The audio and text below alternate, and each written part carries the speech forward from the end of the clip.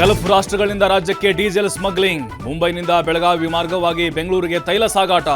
ಬೆಳಗಾವಿಯ ಮಾಳಮಾರುತಿ ಪೊಲೀಸರಿಂದ ಮಿಂಚಿನ ಕಾರ್ಯಾಚರಣೆ. ಆಸ್ತಿಗಾಗಿ ಅಣ್ಣನಿಂದಲೇ ತಮ್ಮನ ಹತ್ಯೆ ಪ್ರಕರಣ. 3 ದಿನದಲ್ಲಿ ಆರೋಪಿಗಳನ್ನು ಬಂಧಿಸಿದ ಪೊಲೀಸರು. ಮಂಡ್ಯ ತಾಲೂಕಿನ ಮಾಯಪ್ಪನಹಳ್ಳಿಯಲ್ಲಿ ನಡೆದಿದ್ದ ಘಟನೆ.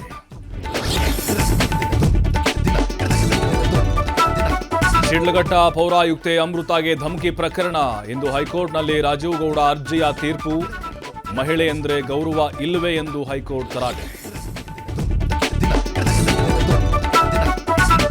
ಬ್ಯಾನರ್ ಘರ್ಷಣೆಯಿಂದ ಬಳ್ಳಾರಿ ಇನ್ನು ಬೂದಿ ಮುಚ್ಚಿದ ಕೆಂಡ. ಬಿಜೆಪಿ ನಾಯಕರಿಗೆ ಭರತ್ ರೆಡ್ಡಿ ಕೌಂಟರ್.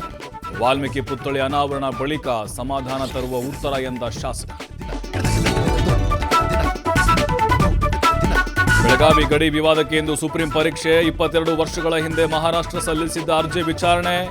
ಅರ್ಜಿ ಅಂಗೀಕಾರವೋ ತಿರಸ್ಕಾರವೋ ಇಂದೇ ನಿರ್ಣಯ.